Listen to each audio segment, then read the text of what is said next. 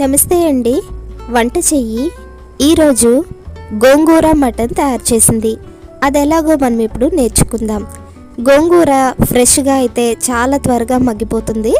ఒకవేళ గోంగూర కాస్త వాడిపోయినట్టయితే అస్సలు మెత్తగా అవ్వదు, ఉడుకుతుంది కానీ ఆకులాగే ఉంటుంది. అలాంటప్పుడు కూడా ఈ విధంగా చేసుకుంటే గోంగూర మనకి వేస్ట్ అవ్వదు. ఇందుకోసం ముందుగా స్టవ్ మీద కడాయి పెట్టుకుని అందులో 3 టేబుల్ స్పూన్ల నూనె వేసుకోవాలి. నూనె వేడయిన తర్వాత 2 మీడియం సైజు ఉల్లిపాయల్ని చిన్న ముక్కలుగా కట్ చేసుకుని కాస్త మగ్గేంత వరకు ఫ్రై చేసుకోవాలి. ఉల్లిపాయలు త్వరగా మగ్గడం కోసం ఇందులో 1/2 టీ స్పూన్ పసుపు, రుచికి సరిపడా ఉప్పు వేసుకోవాలి. ఇలా ఉప్పు పసుపు వేసుకోవడం వల్ల ఉల్లిపాయలు త్వరగా మగ్గిపోతాయి. మనం మంటని మీడియం టు హై ఫ్లేమ్లో పెట్టుకుని ఉల్లిపాయల్ని దగ్గరుండి వేపుకోవాలి. ఇలా 1 నిమిషం పాటు వేయించుకున్న ఉల్లిపాయల్లో ఒక రెమ్మ కరివేపాకు వేసుకోవాలి.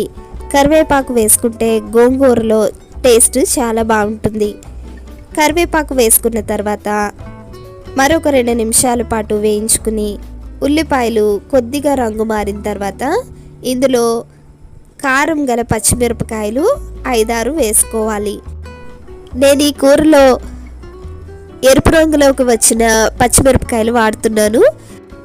గోంగూర కానీ ఏదైనా ఆకుకూరల్లో కానీ పచ్చిమిరపకాయలు పండిపోయి వేసుకుంటే మనకి ఈజీగా సెపరేట్ చేసుకోవడానికి అవుతుంది. లేదంటే గోంగూరతో పాటు ఈ పచ్చిమిరపకాయల్ని కూడా పేస్ట్ చేసేసుకుని వేసేసుకోవచ్చు. బాగా వేగిన ఈ ఉల్లిపాయల్లో 2 టీ స్పూన్ల అల్లం వెల్లుల్లి పేస్ట్ వేసుకుని పచ్చివాసన పోయేంత వరకు ఫ్రై చేసుకోవాలి.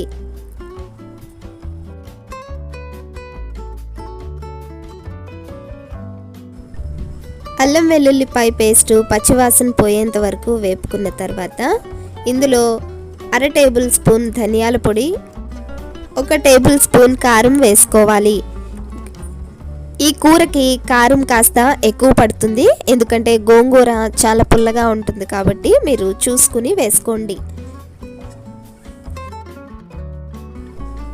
ఇప్పుడు వీటిని 1 నిమిషం పాటు చిన్న మంట మీదే వేయించుకోవాలి. కారం వేసిన తర్వాత చాలా త్వరగా అడుగు పడుతుంది కనుక దగ్గరుండి 1 నిమిషం పాటు వేపుకుని ఇందులో మనం శుభ్రం చేసి పెట్టుకున్న 1/2 కేజీ మటన్ వేసుకోవాలి.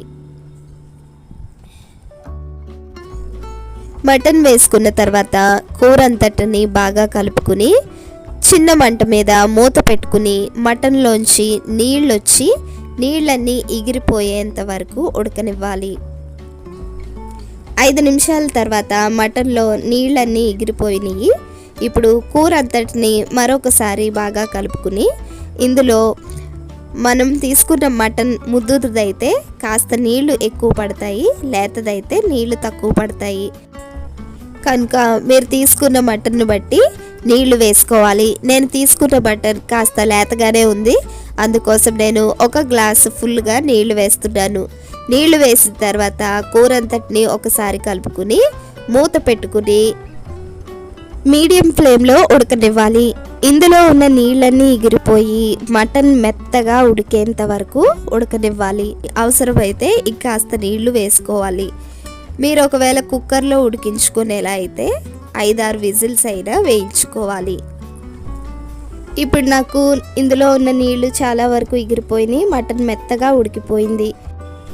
ఇందులో 1 కట్ట గోంగూర ఆకులు మెత్తగా మిక్సీ చేసుకుని ఆ పేస్ట్ని ఈ కూరలో వేసుకుని కలుపుకోవాలి. మటన్ పూర్తిగా ఉడకకుండా గోంగూర వేస్తే మాత్రం ఇంకా మీరేం చేసినా మటన్ ఉడకదు. పులుపు తగిలితే మటన్ పీస్ ఇంకాస్త బిగుసుకుంటుంది, గట్టిగా అవుతుంది కనుక పూర్తిగా ఉడికేంత వరకు మటన్ని ఉడకనిచ్చి ఆ తర్వాతే గోంగూర వేసుకోవాలి. గోంగూర అయినా మామిడికాయ అయినా ఏదైనా పులుపు వేసుకునేటప్పుడు పూర్తిగా ఉడికిన తర్వాతే వేసుకోవాలి. ఇప్పుడు గోంగూర కూడా పూర్తిగా కూరలో కలిసిన తర్వాత ఇందులో 1/4 కప్పు నీళ్లు వేసుకోవాలి. ఎందుకంటే గోంగూర వేసిన తర్వాత కూర చాలా త్వరగా అడుగు పడుతుంది. అందుకోసం 1/4 కప్పు నీళ్లు వేసుకుని మళ్ళీ కూర అంతటిని ఒకసారి కలుపుకుని మూత పెట్టుకుని చిన్న మంట మీద నూనె పైకి తేలి గోంగూర పసరు వాసన పోయేంత వరకు ఉడకనివ్వాలి. 10 నిమిషాల తర్వాత మూత తీసి చూస్తే గోంగూర చక్కగా ఉడికిపోయింది. ఇప్పుడు ఇందులో 1/2 టీ స్పూన్ గరం మసాలా వేసుకోవాలి. గరం మసాలా పూర్తిగా ఆప్షనల్ మాత్రమే.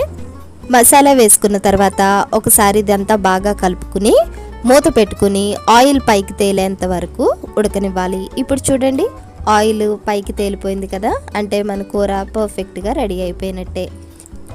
ఇప్పుడు స్టవ్ ఆఫ్ చేసుకుని ఈ కర్రీని రైస్లో, బిర్యానీలో దేనిలోకైనా సర్వ్ చేసుకోవచ్చు. అలాగే ఇది చల్లారే కొద్దీ టేస్ట్ ఇంకా బాగుంటుంది. చాలా ఈజీగా ఉంది కదా, రుచి కూడా చాలా బాగుంటుంది. ఇంత రుచిగా ఉండే మటన్ గోంగూర కర్రీని మీరు కూడా ఒకసారి ట్రై చేసి మీకు ఎలా కుదిరిందో కామెంట్ సెక్షన్లో తప్పకుండా నాకు తెలియచేయండి. నా ఛానల్ కనుక మీకు నచ్చితే లైక్ చేయండి, షేర్ చేయండి, సబ్స్క్రైబ్ చేయండి. నమస్కారం.